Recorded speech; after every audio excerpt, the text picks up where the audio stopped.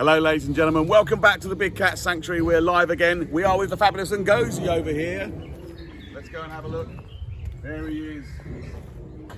And not only are we with Ngozi, the fabulous white lion, but we're with the lovely Dan as well. Let me introduce you, Dan. Come say hi to the ladies and gentlemen. Dan's one of our educators tour guides here. And he's going to tell us a little bit about what's going on, but we're just going to take a look at the lovely Ngozi having a bit of enrichment and feed here. Dan, say hi to the ladies and gents. Hello everyone. Yes, my name's Dan. I'm a tour guide as well. I've been here since December. Just here to talk to you today about Ngozi, who has, obviously, as you can see, just been fed, getting proper stuck in. So Dan, talk to us about what he's eating today. So Ngozi has a rather large horse leg today, and so normally an average feed for Ngozi would be between 10 to 15 kg. Today he's topped the scales a little bit. He's got about 18 kilograms of horse meat there for him, so he's going to be extremely happy and will be probably extremely sleepy a little bit later on as well. So with our white lions, we feed them on a rota of 2 times a week because they are naturally gorge feeders in the wild. So what they're going to be doing is they're going to be having a large meal, having a large kill, and then after they finish that, they'll sit and rest for a couple of days, and then once they have rested, they'll be ready to go out and hunt again. And so we try and replicate that as best we can. Cool. So what would be the purpose of hanging the food up? So it's enrichment. So every time we let or go into our enclosures with our animals and we want to give them enrichment, we will do that every single time. And so Ngozi's actually got 2 pieces of enrichment today, and so he has got his food hanging up. But then it was also, if you just look onto his smaller platform, has a wood chip full with a bag filled with wood chip. That's going to be fresh as well, so it's another smell for him, but he's going to be a lot more interested in his food at the moment. But it's very important to use and exercise our animals like this. So in the wild, they're going to be using the teeth extremely well like this. You've got to keep them nice and healthy. As well, you might have seen him jump up a couple of times. So he's using his powerful back hind legs to jump up. And again, in the wild, as they do make a kill, they're going to be using that. So it's very helpful and beneficial to hang it up in this sort of a way. That's great, Dan. Thanks for that. And so Ngozi is an amazing white lion, as we call them. But so tell us about that colouring. Why has he got that colour, and what's different about him to, say, Tiny or Kafara? Yeah. So Ngozi is a white lion. He is an African lion, so it's not a different subspecies of lion. There are only 2 subspecies, which is your African and your Asiatic lion. So the African lions can come in your normal tawny coloration, such as Tiny and Kafara, and also this white coloration as well, which does survive in the wild. There's believed to be around 10 individual white lions out in an area known as the Greater Timbavati near the Kruger National Park in South Africa at the moment. Amazing. And he's eating away at that food. He's obviously enjoying himself. But is there anything else in that food that's there to help him get through life? Yes, so we supplement all the food with carnivit. So you might be able to see there's a bit of white powder on the food at the moment. And what that means is, because we don't use the organs of the horse when we give it to them, it's to kind of give them all of that healthy nutritional stuff that they will be getting from the organs in the wild, just to help them in that matter of a sense. Giving it a real go there. Proving, as you said, he's giving himself a workout at the same time as getting a meal, which is amazing. Tell us a little bit more about Ngozi. What's his character like? What's he like as a lion? For sure. So he is a very boisterous lion, and so he's 7 years old, and he's very protective of his sister Amara, and also very protective of his territory, as naturally lions would be in the wild. And so when he is very much interested in his food, he won't be paying us any attention. But if we were in his way, or if he wanted to come and tell us off because we're a bit close, because again, naturally, lions are going to be very protective of their food in the wild as well. So you can hear that in the background, ladies and gentlemen. Talk about being protective and eager for food. That's the lion girls indoors. They're about to be fed next door as well. So they're getting a little bit excited about their daily meal. Not daily meal, because how many times do they get fed? They get fed 2 times a week. So that is the kind of gorge feed routine for lions. Yeah, he is a white lion. It's actually known as leucism. So it's not quite albinoism, where they have kind of red eyes and no pigmentation.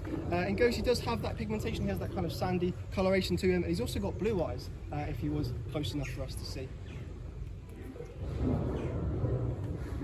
So these guys out in the wild, Dan, I mean, you know, like all lions, I mean, they're an iconic species, right? So they're on, you know, logos of companies, they're on our royal crest, they're on Team GB, you know, so everyone, you know, thinks of Africa and they're one of the big five animals out there. But just tell us about how threatened are they out in the wild?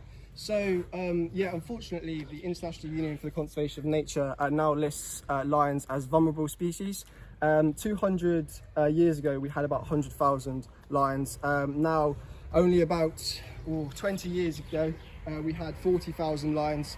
And now, unfortunately, we only have about 20,000 lions out in the wild. So it is a bit of a steady decline for them. And so it is very important for conservation to help and work for these lions. So we do support a lot of conservation groups and centres. So in 2017, we ran the Project Lion, which was to help raise money for different centres. So we raised £40,000, some of which went to the oh, sorry. So we helped to raise £40,000, some of which went to the Ugandan Wildlife Education Centre, which is extremely beneficial what they do out there. So they have outreach programs, so they go to local schools and educate about the local wildlife, all about lions. Because unfortunately one of the main problems for lions is that they get poisoned by farmers, because the human wildlife conflict issue is very prominent out there as well. I think now is a good time to do a shout out. Thank you to everyone who's joined us today. We're the Big Cat Sanctuary and we go live every Friday at 11 AM. Today we're with Ngozi, who's enjoying his feed this morning, his enrichment feed. A few comments coming in saying how well Dan's doing. Well done, Dan.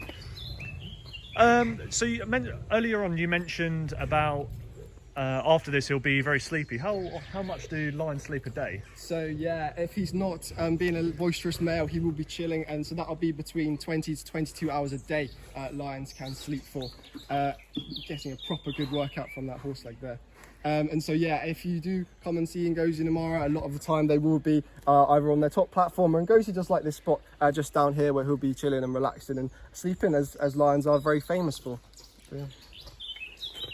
Yeah, I mentioned here that Dan's doing well. Dan is obviously taken over from Gemma, who's just away for a couple of weeks, and then they'll be back with us as well. And Dan's again one of our educators, so we've got an amazing education program running here. Those of you that are involved in Spots and Stripes Days would have seen and had a go at all the education resources, which are still available up there on our website. Go to thebigcatsanctuary.org. You'll be download a whole load of cat facts and files about lions and jaguars and all the other cats that we've got here at the Big Cat Sanctuary. But Dan, talking about cat facts, so we can see Ngozi there and his amazing mane. Yes. But some people might not have realised that you can see from this angle that it covers actually not only across his head but all the way underneath his body. Is there a reason for that? Yes, definitely, and yeah, it is something that not everyone will notice straight away. But a lion's mane, although amazing it is very beneficial for protection as well. And so lions obviously being the top of the pride, they'll be needing to fight other male lions off if they try and come into their territory. So it is very helpful for them to have this protection, this very thick matted mane, to help them in battles and just help remain top of their pride. And we must mention roaring, since we can hear a fair amount of it next door. So, I mean, this guy here is going to roar. You know, why, apart from the girls roaring because they want their food next door, what's the other reason for the vocalisation of the lion? So it is, again, it can be very much based with territory. And so when we hear the other lions roaring on site, Ngozi will reply to them. And it'll be an amazing chorus you can hear. Normally in the evenings and the early mornings, they'll start roaring. And it's just declaring that they're there, that they're here. He's a very big, powerful male, and he wants to let everyone else know that this is his territory. And is that something that people can hear from quite a while away? I believe it goes for about 20 miles, and they actually have such a deep vocalisation that it might travel even further than that, but our ears just can't even pick it up. Thank you to everyone who's donated stars on the stream today. We hope you enjoyed it. If you're new, we do this every Friday at 11 AM. Thank you to anyone who's returned back. It's good to see some familiar faces. If you're watching it in a school, good morning. We hope you're enjoying the demonstration of Ngozi's power with this enrichment feed. He's had a little bit of a tug and war with it. keep him occupied for a while. So Dan, does Ngozi get any additional supplements in his diet? So it will be the carnivore as well. For the older cats, they do get something known as flexidin. So Ngozi is not old enough to receive this supplement, and he's only 7. But any of the cats over the age of 10 will help, and it's basically to help with arthritis and joints. Whereas in captivity, we can help them live past the ages they naturally would be in the wild. Their arthritis can play a factor, and so it's very important to have that in with them. It's interesting, don't you see the power of him then pulling at that meat, and yeah, there's some questions there maybe people might be asking about, you know, is that safe for him? Is it a natural thing for him to be pulling on something? But would that occur in the wild with him? Oh, for sure, for sure. So you can imagine how strong the animals they take down can be. So zebras and gazelles especially. They will need a lot of power. So I mean, a lion's bite force is about 800 pounds per square inch of force in comparison to ours, which is about 100 to 120. And so they have very, very strong teeth and jaws, and he's more than capable of pulling. And the longer he takes with this, the better for him, because it's going to be a lot more enrichment for him as well. I've just seen him there, and Ngozi's licking that food as well. I mean, I think we mentioned it before, but maybe remind some of the guys that are maybe new. What's special about a lion and other big cat's tongues? Well, they have very special tongues. They're extremely rough, and they can lick meat from bones. And so, yeah, if you can just see him licking it, that's what he's going to be doing. He's going to be, it's strong enough. I don't know if you've ever had your cat lick you back home, but you will feel it's quite rough. You just imagine that times by quite a lot when it comes to a lion.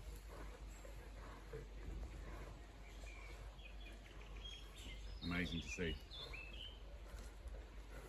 Let's just have a little focus here on the guy enjoying his enrichment. One of the opportunities, ladies and gents, you may have heard that we're able to open very soon, and so coming to see amazing lions like Ngozi and all the other cats we have here is something that you will be able to do very, very soon. So our big cat encounters, our lodge stays, we're hoping to get ready here, get prepared and get opening very soon, so you'll be able to come to us. Just keep an eye out on the website and our social media platforms for all the information on the dates of when that's going to happen. And also, of course, sign up for membership. If you sign up for membership, you'll get priority notice of all the events that are happening later on in the year when we're back open and we're able to get you here. But for now, I think we'll leave this guy to his enrichment. And thank you, Dan, for all your fantastic information. And let's say goodbye, ladies and gents, to Ngozi and his amazing meal. And we'll see you back here again soon at the Big Cat Sanctuary when we go live once more next week.